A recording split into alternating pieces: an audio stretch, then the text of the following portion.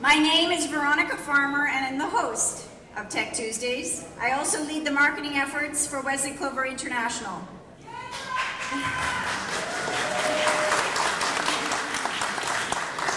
Thank you. Good heckling. Tech Tuesdays are made possible by the Wesley Clover Foundation, whose philanthropic support is committed to advancing the overall well-being and the growth of our business and tech community. AI is undeniably on everyone's minds. AI is transforming numerous companies, propelling them to new levels of productivity, creativity, customer engagement, and market share. Many have been integrating AI into their product development, leveraging capabilities to create differentiated offerings, and gaining competitive advantage. Others are still at the discovery stage, determining why, how, and when to integrate AI. And while we often hear about the positive aspects of AI and its influence, we are also hearing growing concern about the potential for the sophisticated use of generative AI to create deepfake videos, images, audios, as well as text that manipulates or fabricates content with the purpose to spread misinformation, deception, and manipulate public opinion. I wanted to bring both a specific area of discussion tonight on AI and the opportunity for a balanced narrative for tonight's topic, understanding both the challenges and the benefits of businesses are experiencing as they incorporate AI into their product and service strategies, which could be helpful to those of you in the room who may be embarking on integrating AI into your business.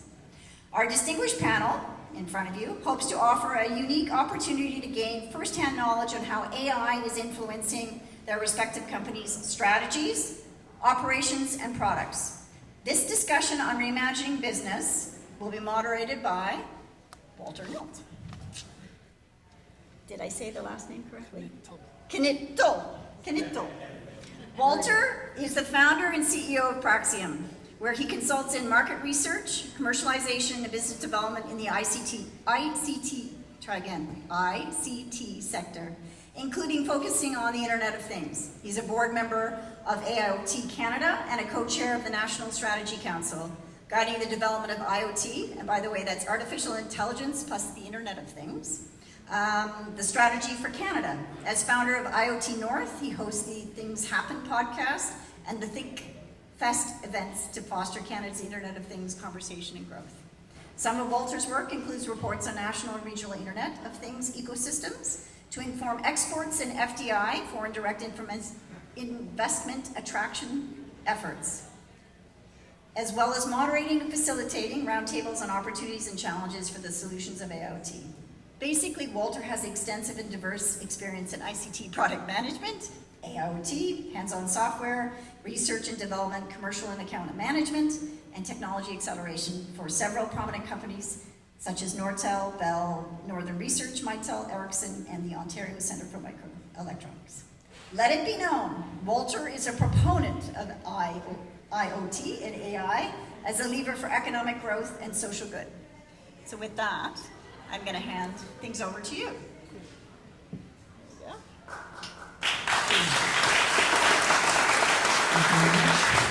So before we start on the panel, we'll do some introductions here. So at the far end, we have Charles Egan. Charles is CTO at BlackBerry, and in his role, he's responsible for the advancement of new technologies, driving innovation with emerging markets, and advancing security capabilities that leverage AI and machine learning. He's responsible for technology research with an emphasis on helping drive cybersecurity strategy in the IoT market. Next to him is John Weigelt. John leads the Microsoft Canada strategic policy and technology efforts. He helps individuals and organizations across Canada innovate with technology while avoiding unintended consequences that might arise. I wonder what those are. John has contributed to many technological efforts that established the foundation for electronic services that we take for granted, and he continues to lead efforts to evolve technology standards and policy. His extensive experience in technology, business, and policies provide him with unique perspectives of our technology-enabled economy. Next to the screen, we have Norm Wong. Norm is CTO at Solink, with extensive experience in the industry since the 1980s, starting with Newbridge Networks, which also includes management roles in network management and mobile app development. Solink software integrates with over 200 business systems to help give video analytic-based operations visibility into businesses of all kinds. Solink recently closed a $60 million investment round led by Goldman Sachs. And next to me is Ed Funnacotter. Ed is the Chief Architect and AI Officer. He had started at Newbridge as a network engineer back in the 1990s. After that, moving to California-based company specializing in ASIC development and architecture for core internet routing. He joined Solus in 2004, taking on various roles, including Senior Vice President of Core Product Development, and today as a Chief Architect and AI Officer. Has anyone heard of AI? Seems like they've been in AI for ages and ages, right? And everyone did AI, but it's kind of a slow burn. People are getting into it, but they're all wondering, when is it coming? When can we make it useful? And so as of last year, end of last year, it's really started to pour, right? When it rains, it pours. When ChatGPT got released by OpenAI. And since then, it's been on everyone's mind, how to use it, how not to be left behind. And besides ChatGPT, there were a whole bunch of other generative AI tools that came on board. So a lot of questions around how does this impact human-based processes, the things that we do in our daily life, in our companies, in our businesses.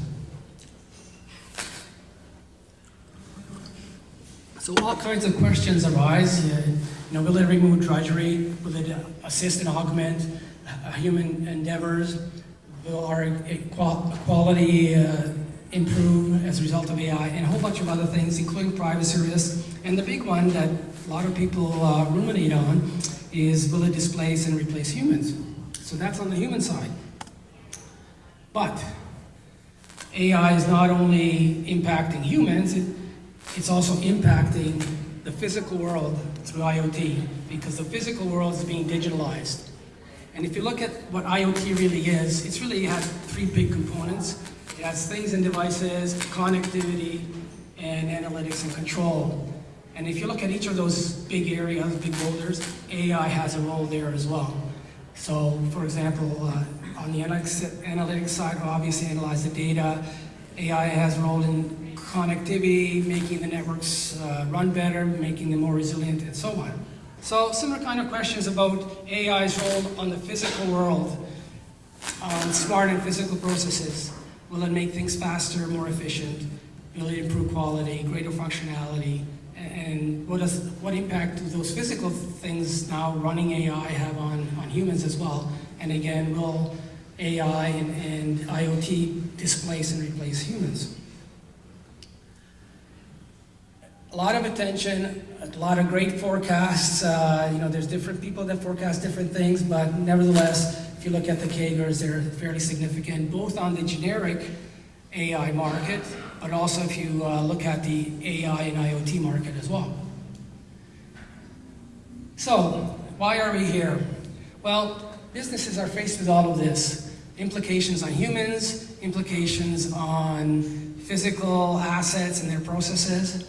So the question we really want to ask today, what is your response to all of this as a business?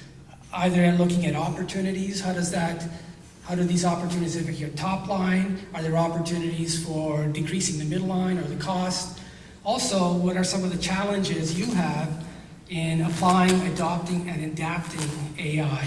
And finally, how do we move forward? What are the things that we need to do to actually leverage and make the most of AI? So with that background in mind, we are going to start our panel discussion. And the first question is, to everybody, why do you think AI has recently jumped up in prominence, and why everybody's talking about it? What's different? What's driving the latest craze of AI? Charles. Okay, thanks Walter, and good evening everyone. I'm really happy to be here. The question about what's made AI jump in prominence, I think there's been many waves of AI prominence. From a BlackBerry point of view, 9 years ago there was a company called Cylance, and they thought they could use AI for cybersecurity. They went to Black Hat with an AI logo, and people took pictures in front of that logo because they thought it was funny that they could use AI for cybersecurity. And 4 years later, we acquired them for $1.4 billion, and AI has become a core part of our strategy and moving forward and connected automobiles. And so I think AI has been going really, really, really strong for a decade. However, I think with the ChatGPT event, that explosion, like we're all riding this technology wave, the latest in a bunch of technology waves that we've all ridden. But this technology wave is a little bit different. I think probably when I talk to my AI researchers and they say, what's significant about ChatGPT? They're like, nothing, it's a large language model. That's kind of what we expected. But the difference with this one was it was accessible by everyone. It was immediately understandable, and everyone started doing experiments with it. So it kind of went from 0 to 1,000 overnight, and everyone had a story. It went from sort of the academic research into the dinner room, the party, and around the kitchen table. So I think that event, that catalyst, was a really important part of what's brought even more energy into something that I think has been growing over the last decade. So I agree with Charles. I call it the Kleenexification of AI. Every board of directors meeting is saying, how are we using ChatGPT in our business? And they're not meaning ChatGPT. They're meaning AI generally. And we see people doing inventories across the board looking at how they're using AI. For us at Microsoft, it's hard to imagine that Satya Nadella took over as CEO 9 years ago. And he charted a course for the company as a cloud and AI first company. And so we've been investing heavily in cloud and AI to move that forward. And traditional AI, machine learning, machine vision, machine language. And we've seen over the 10 years, that 2% improvement in accuracy over year on year and year. And we see that coming out in the traditional AI environments. Then comes the collaboration that we have with OpenAI to build out a supercomputer, 285,000 CPUs, 10,000 GPUs connected with the high-performance backplane. Understanding the software that has to happen behind the scenes to be able to accommodate failures that can happen between GPUs and other tools. So it's a combination of hardware, software, and then data that allows this to come out and create this great capacity. It's interesting to watch as that hype cycle comes up as we look at GPT-3, GPT 3.5, GPT-4, and to suggest, well, is that going to continue on? Is GPT-5 going to be that much more powerful than GPT-4? Is it GPT-6, or do we have to have some sort of new models to be able to manage that? I think the trick is, how do we harness the capabilities today and then look towards the future? Okay, great. Keep the mic there. I agree with both Charles and John. At Solink, we've been doing AI for over 5 years now. And I think what's really brought it out, made it much more prominent, is access to data. When we started, we had very few customers, but Solink is a video software as a service. Now we have over 370,000 cameras that we're recording video from 24/7, installed in over 18,000 locations and 32 countries. So that is a lot of video data as well as audio data. There's a lot of words being spoken, there's a lot of actions occurring there. And having that as a data pipeline that we've built for an essential service lets us tap into using AI to actually derive more value out of the data that we're already collecting.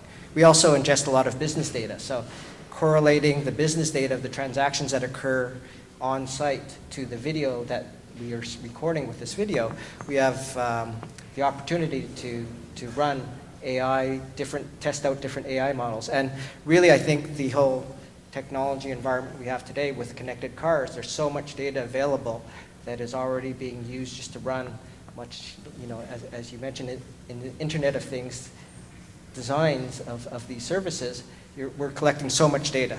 And I really think that's what's really brought it up, in addition to, obviously, the chat GPT. Most people wouldn't realize how much video a local company like Solid pulls in every day, more than all of YouTube. Most people wouldn't know that. We're actually recording right here today. Okay, so your point is availability of data, right? So I guess I represent the company that wasn't doing this for the last decade or so. However, I have been boring my wife with AI stories for about a decade. But again, I mean, I agree with these guys. Like, it's the accessibility of the technology right now, where anyone can go to the website, their phone, and actually use this stuff. And not only that, but you can go to the same guys and use their APIs. And so what our company Solace is looking at is more trying to take advantage of these cloud services to augment or improve or make more efficient some of the processes that we do by using these large language models or embedding models to build tools, but do it so that we don't have to do all the training ourselves, create large compute factories or whatever, and take advantage of what's already been built. It's a mixed bag of success, I'd say, but that's why it's I think being prominent right now. All right, that's great. So if you look at businesses, there's really just kind of three things that we need to take care of at the top level. There's a top line, how do you make money? The middle line, how do you make it, and what are your costs, and then risk management. Now, if you just look at the top line, where you make money, to achieve that, you have to cater to the right markets, and you have to create innovative products and provide more personalization and customization, customer experience. So in your view, what vertical markets do you see AI making a big impact in? And what products and services would you deliver to those markets? Whether it's whether it's for human-based processes and automating and making those more efficient, or whether it's the physical world like the IoT, creating a greater automation and just collecting data from IoT, from physical devices. Who wants to tackle that one first? Go ahead. I'll jump in. There's no market that's immune to this AI phenomenon. And we see that really catalyzing the digital transformation that's been underway for many years. So delighting customers, empowering employees, driving efficiencies, and then changing new business processes. And so people are using AI to be able to move in that direction.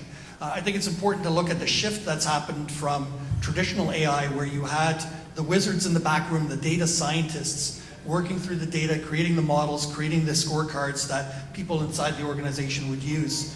It's now been democratized and come out of the back rooms into a different environment. And so we no longer see this contiguous pipeline within an organization. We see a whole bunch of new actors being involved. And so when we look at generative AI, there's new companies being created around prompt engineering, around doing embeddings, around fine-tunings, around making these tools work to their best effectiveness. So there's a whole new era there. I got to tell you, I've been run ragged over the last 6 months, talking with every industry in Canada. From the largest retailers, financial services, energy sector, law enforcement, governments, defense, everybody has a use for these tools. One is around empowering employees, getting knowledge faster to employees.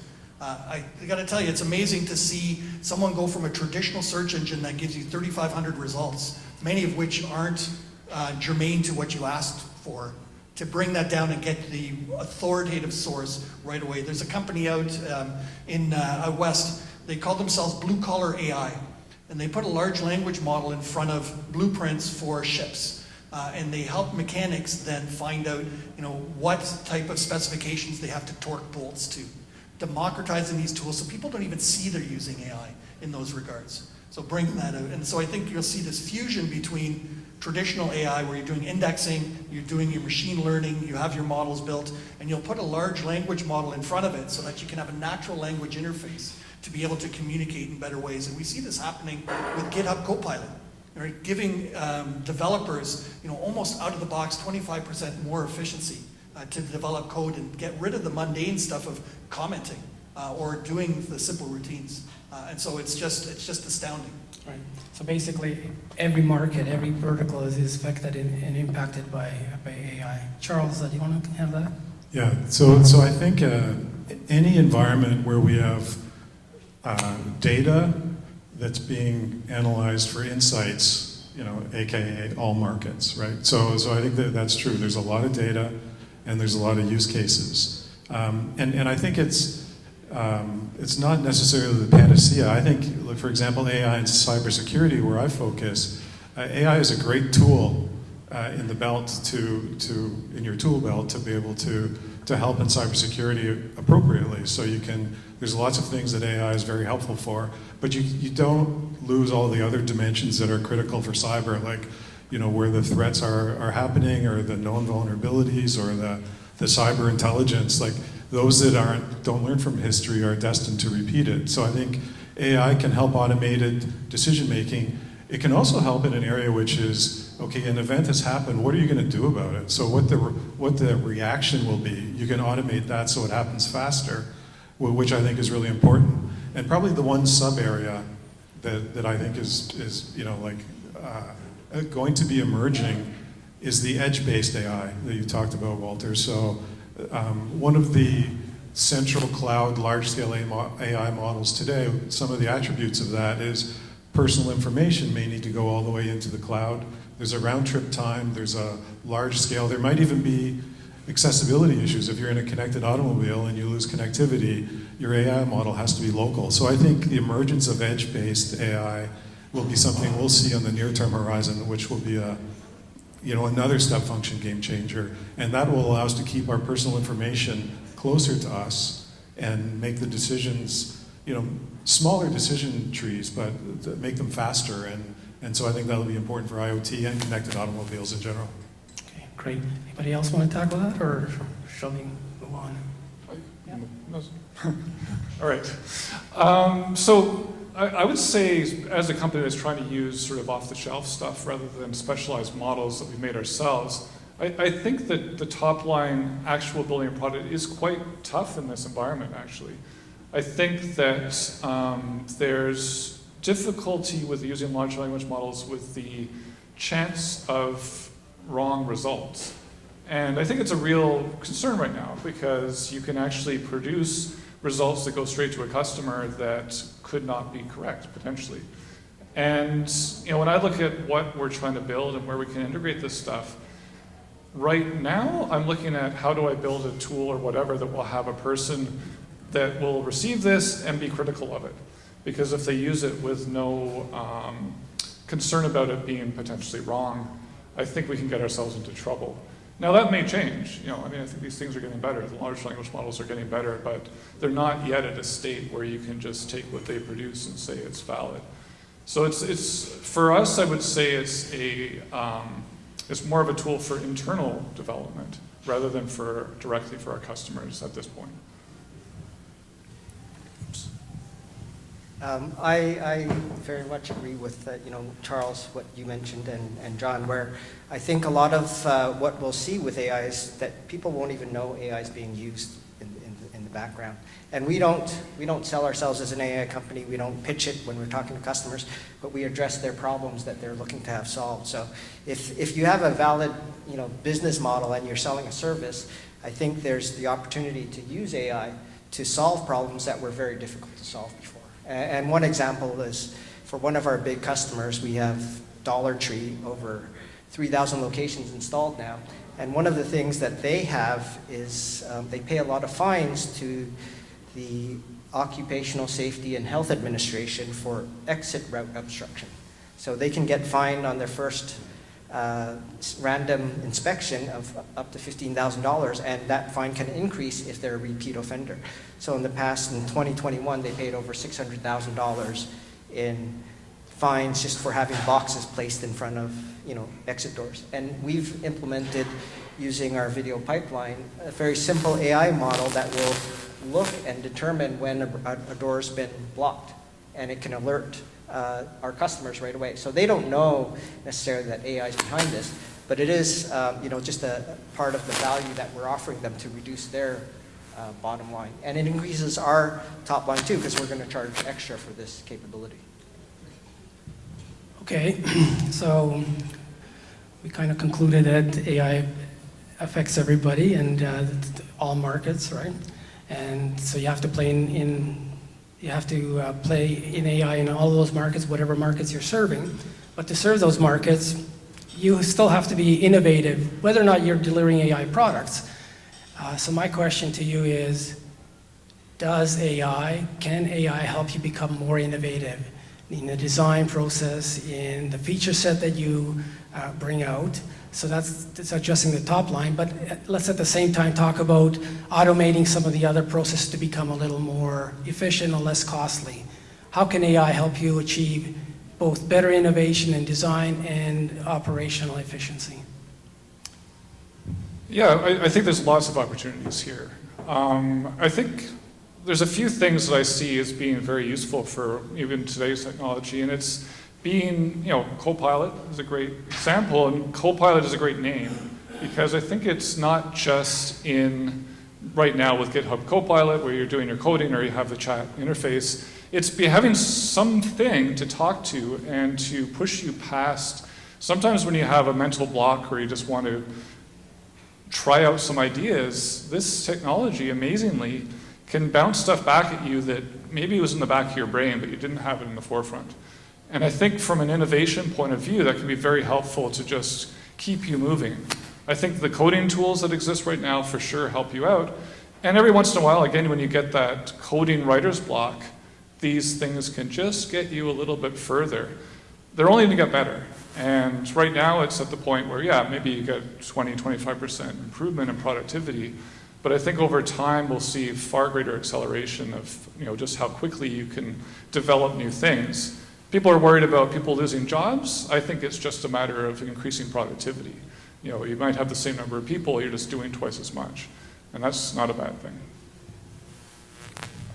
In terms of, I think what AI will do is shift jobs. I think there's a lot of jobs that you have up there that are probably jobs that, can easily be replaced by AI. And an example would be, we have an alarm service where if there's after hours motion detected on video, we have a partner where we send a video clip and they look to see, is this real alarm, is this a break-in, or is it just, somebody walked by, an employee walked by.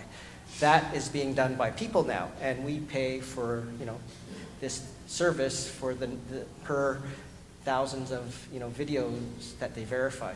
With AI, there's potential we could do that on our own, without, it will eliminate potentially some of these jobs, but I think it will shift jobs to, more productive jobs that people will have.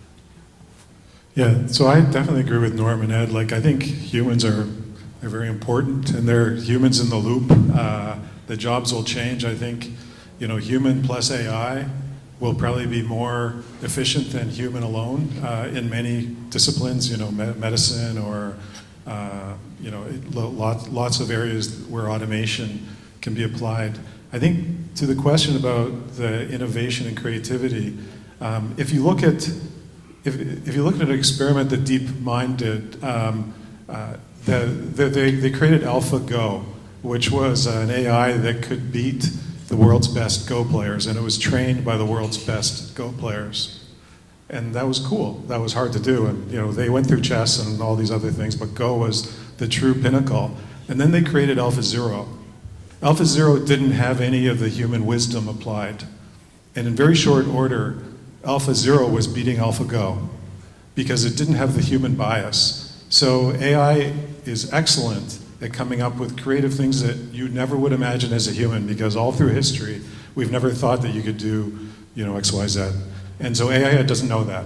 It'll think up all these crazy things, and it'll try things that we haven't tried, and that's creativity if it works. Now, I'm not sure who mentioned about hallucination. It could also just be nonsense, and it doesn't work. So you need to validate the AI to make sure that what it's coming up with, this one is now useful, and who would have thunk it, versus this is just nonsense. So I think AI is great at making things up that you really want a human to check out, but it's also great of thinking of things that we wouldn't have imagined, because it's just going through all the combinations and permutations, and it's gonna, Alpha 0 was beating Alpha Go in a very short period of time, which surprised everyone. It took the human knowledge out of it, which in that case was helpful. Right.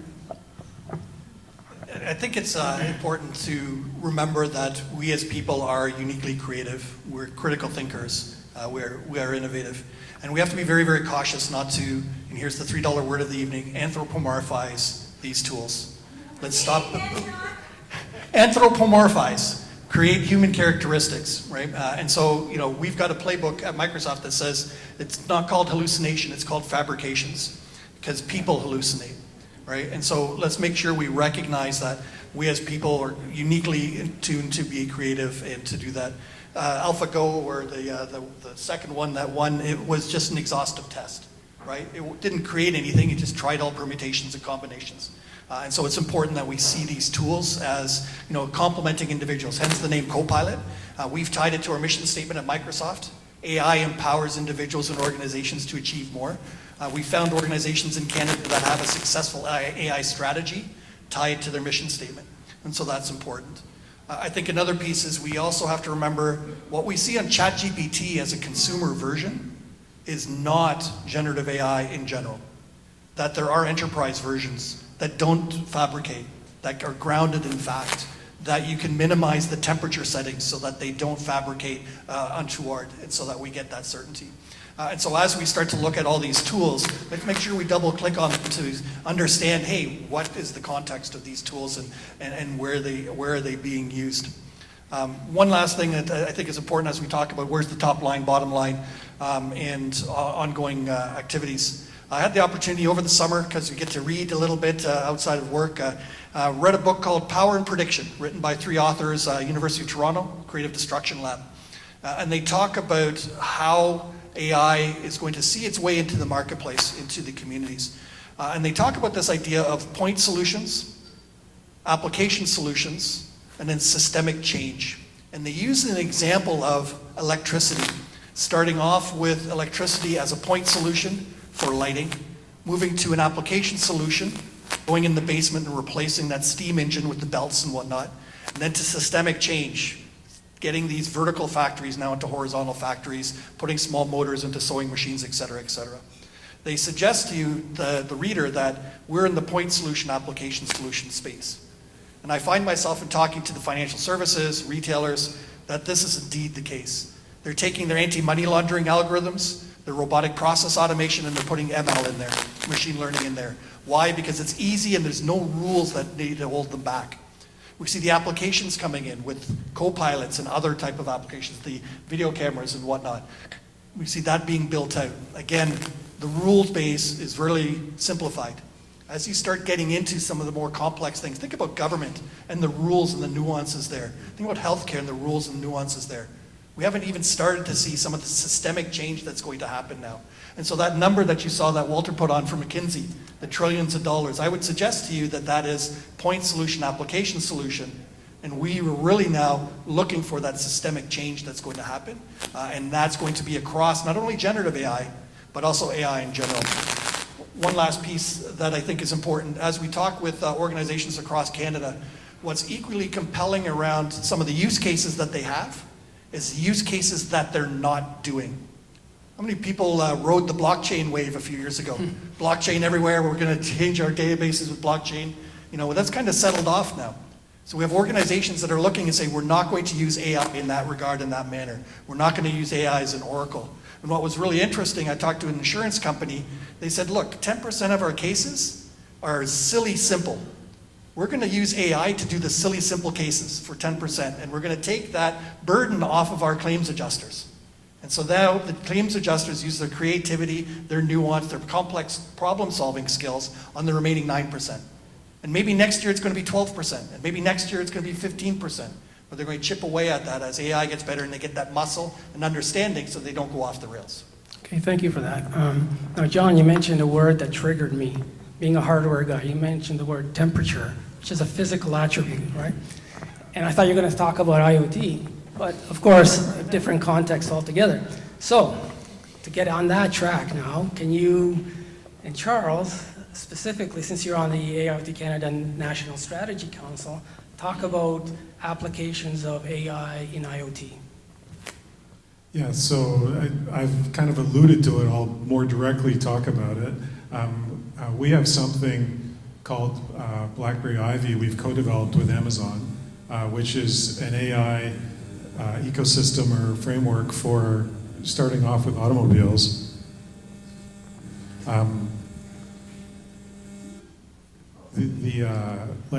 BlackBerry is in over 235 million automobiles today, BlackBerry QNX specifically, but the ability to do edge-based AI is a game changer for doing local functionality.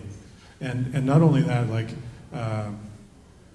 I think automobiles is just one of my favorite IoT devices. It's a very complex network of IoT devices that's going to become 5G connected and with lots of software updates and high-end CPU and open source and all that good stuff. Having AI running in the vehicle is going to be really important. But IoT in general is being wildly deployed. If we look at the number of connected devices, be it cameras or thermostats or in any kind of our Alexa devices and if you do a network map, you'll probably have 100 more devices than you realize connected already. And as they're very disparate. It's sort of a little bit like the Wild West, heterogeneous, I think Walter likes to call it. It's on the far end of the heterogeneous spectrum, I would say. But the ability to get that data and analyze it and to be able to make intelligent decisions that are sort of beyond simple human factors is really strategic for AI in the IoT devices. So this is why I'm a member of AIoT.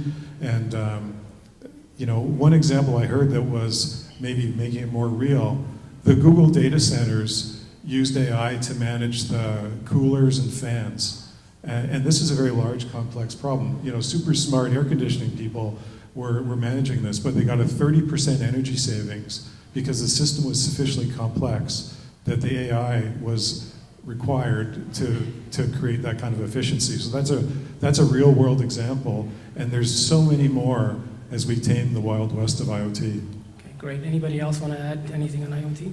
Yeah, I think, again, I ask us all to have that gentle nudge around the baby monitor and the cameras and the cars around IoT devices. I had the good fortune to work with the Canadian Superclusters projects, and we were looking at regenerative agriculture.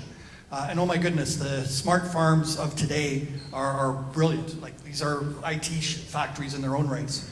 Now imagine you have soil sensors that you're distributing using drones. Literally tens of thousands, hundreds of thousands of low-cost sensors. How do you distribute them and activate them? You're going to need AI to do that. How are you going to reason over that data? You're going to need AI to reason over that data. How do you make your next best action around that? Need AI. The weather forecast and all those things. So that all comes together. It was mentioned earlier, this idea of privacy around these environments. We're seeing privacy, that pink elephant in the room, slowly but surely get deflated through the use of AI. We're able to now create synthetic data sets, wholly fictitious data sets that have the same characteristics as the original data set, just because they've been acted upon by AI. Imagine what that does for medical research. No more conflicts around, hey, I can't use that data. What? It's fictitious, but it has the same characteristics. We're seeing it break down the silos within organizations, where in the past people jealously guarded their data, and then you can't get that because of privacy. Now with differential privacy, confidential compute, synthetic data, you can reason over that data and then make sense of it. So we see a whole new governance model that's evolving out of that space. And so it's really, that linkage is important. That we look at IoT and AI and figure out, how best they work together. Right. Okay, good. So we'll go on to the next question. We're running out of time. Now, you talked about the top line and automation and what you can do to innovate and reduce costs. But there's all kinds of challenges that come with that, right? There's challenges in getting the data, but not just data, but good quality data.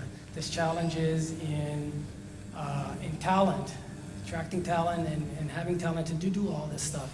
There's challenges in securing your development environment and just security and trust around AI. Can you talk to me about what you see as the most significant challenges that you're seeing or that people should be watching out for? Sure. So, for sure there's challenges. I mean, our legal team has been busy trying to figure out what we are and what we aren't allowed to do. We, of course, have customer data. We could actually use that to do interesting things with it, but what kind of agreements do we need with our customers? Even if we have agreements that we can transfer our data to a cloud service, what are the reasons or what are we allowed to do with it in terms of reasoning over that data? Because it's not just as simple as the security of the data, it's whether or not we're allowed to actually extract useful information from it. So it is a different kind of thing, I think, that at least our legal team is looking at to see what is our responsibility towards getting new agreements with all of our customers to actually build the tools that will help them in the end. So it's a struggle and it's tricky. We're still in the early days yet. I think these guys probably have gone further with that. Ed, does everybody know what Solace does? That it provides middleware that allows people to send data from one place to another. Happy to talk about it, Terry. It's AI but compared to the data itself. I think both things for sure. I mean, we were talking about IoT. Well, Solace platform is one of the best for distributing this information with IoT devices. It's a very generic platform that is built for distributed devices. As far as AI on that data, for sure today we have connectors and things that can connect to some of the cloud services that can do the reasoning on the data. We're still trying to figure out how much of that can we build in and how can we do it efficiently that's not better done in a cloud service. Walter, I have a different question if you don't mind. Go ahead. Now, the fact of the matter is that Solace deals with every bank. Did I overstate it? Not really. No, I didn't overstate it. But imagine you take a company like RBC. My understanding is they transact 300 million items every day. It's more than 300 million? Over a billion. Over a billion every day. That's an awful lot of data moving around, right? And Solace, it's not just RBC, it's every bank.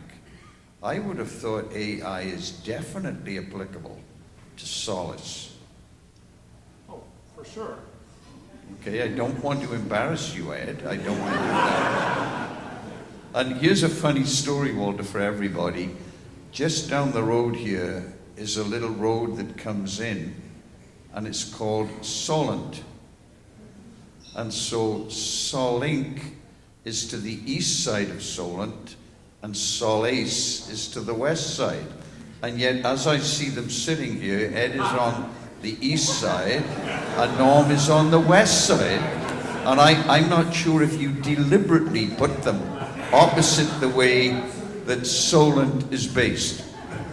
Thanks, Terry. Walter did it. Would anybody else like to tackle another challenge like talent or other things? In Canada, the biggest challenge is trust. And we've seen report after report after report after report that Canadians distrust AI. And if you look at the Deloitte Canada 175 papers, it says if we're going to seize the opportunity of AI, we're going to need to trust it, and we're going to need to understand it. It turns out that while the Canadians that they surveyed distrust AI a great deal, only 4% could accurately define what AI is. So we absolutely need to overcome that mistrust. And part of that comes from just understanding what's happening behind the scenes. There's a lot of mysticism around data, thinking that you need more data. We're super excited about open source models, using less data, and see a lot of research happening in small data. Give me just the right amount of data to train this thing, because I don't need all the other garbage. We're seeing work like that, and so we've seen people reason over crappy data. And there's a lot of great opportunities there, and so let's demystify that and put in place those guardrails and frameworks. Part of that includes some of the work that I do at Microsoft as leading the responsible AI team.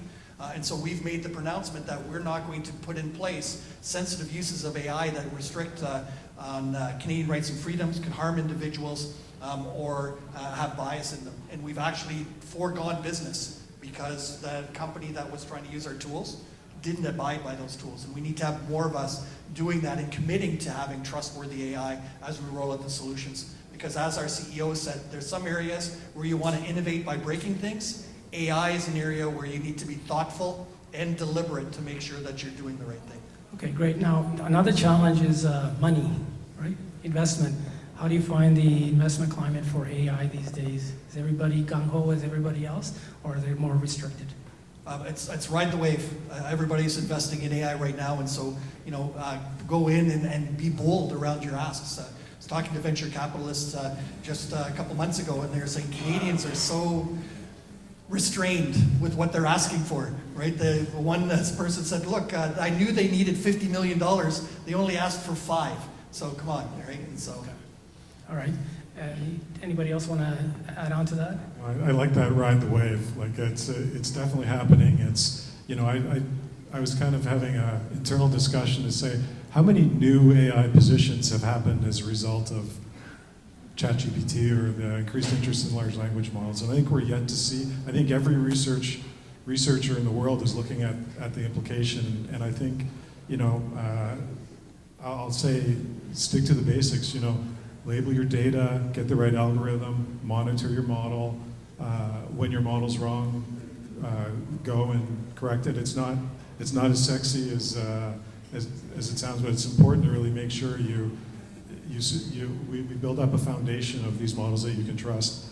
Comically, I think our first cyber AI model, or our marketing model, was trust the math.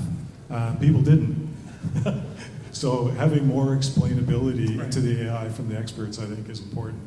And so you can really understand it's not magic. Okay. One last question before we open it up. How's Canada doing in all of this? You mentioned Canada just now. Are we on the track? Are we on the train? Are we falling behind? What's our position, and how can we improve it? Canada continues to invest pennies on the dollar for our peers, and we continue to lag in productivity because of not investing in technology, and that's a trust thing. And so we need to do more in that regard. We have some great pockets of excellence. When you look at Montreal with language models, excellence there. Toronto bringing together the application of AI, so we see legal AI, financial services AI. Waterloo.ai is great for that. BC.ai is looking at trying to find what they're going to be leaders in. Predominantly, it looks like natural resources right now, environment, the fires out there, environmental sustainability. And so it's a matter of then picking our spots and then going big and then investing so that companies in Canada are buying it, because I'm sure that we're spending a lot of time traveling and selling outside the country because people aren't ready to buy here. Okay. Anybody else want to comment on that? Yeah, who knows what the Canada North AI potential is sitting right in the room right now. So it's like, if when you can demonstrate something that is remarkable, based on this technology, I think the sky's the limit. So we do definitely need more funding, but sometimes your potential is limited by where you set your sights, and I'm sure there's lots of great potential in this room tonight. So I'm kind of excited by that.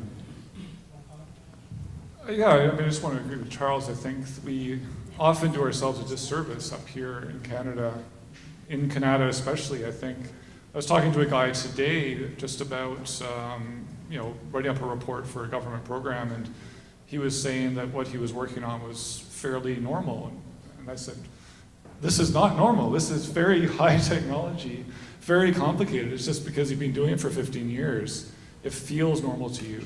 And I think we're not good enough at sort of selling ourselves and tooting our own horn when we do develop something of true excellence. And I think we do suffer. I mean, with AI, Canada was the forefront of some of this stuff. Two of the godfathers of AI were from Toronto and Montreal, and they really kick-started a lot of this new revolution. And it would be sad to see Canada fall behind. I think it's up to us to make sure it doesn't happen. Yeah, I just agree with both Ed and John, especially with the Be Bold. When we started at Solink, we got a few people that said, well, that's been done before. And I think as Canadians, we always think that if we're going to start something, it has to, we can only succeed if we do something no one's ever done before, because we're the only one doing it. But I think you have to not be afraid to compete. You have to just go out there, and if you think you can do something someone else is doing and you're just going to do it better and innovate, I think you have to take those, be bold. Americans are bold. They go and and are successful copying other ideas, you know, left, right, and center, like Slack. You know, like Slack wasn't, you know, already done before with HipChat, but why did they succeed? They just had a little twist. They're going to copy it. And I think we have to be, you know, for all the people here, you have to not try to think that it has to be totally unique that no one's ever thought of. You can do something that just has a different twist, add value to it. Great. Great discussion. And I thought we were going to get into a few other things like ethics, which John wanted to get into, and future work and replacement of people. So I thought to myself, why do I need these guys over here? I'll just ask ChatGPT all these questions and just display it. So I did that. Okay, so this is my question. How is Canada as a nation and economy doing in leveraging AI? The question we kind of addressed. We won't go through it, but some of the answers are similar. Some of them are just kind of general answers that you would expect. And then I thought to myself, well, if these guys can be replaced, can I be replaced as a moderator, right? So what would ChatGPT ask the panel as a moderator, right? So what question should I ask? Should I, as a panel, ask a panel for experts on AI and IoT to enlighten the technology and government audience? And it gave me a bunch of questions. Some of them we covered. There's a whole lot that we could cover. But thank you for your discussion. I think we can now open it up to Absolutely. The audience. Great. If we can share that mic. Can we give a round of applause for these people?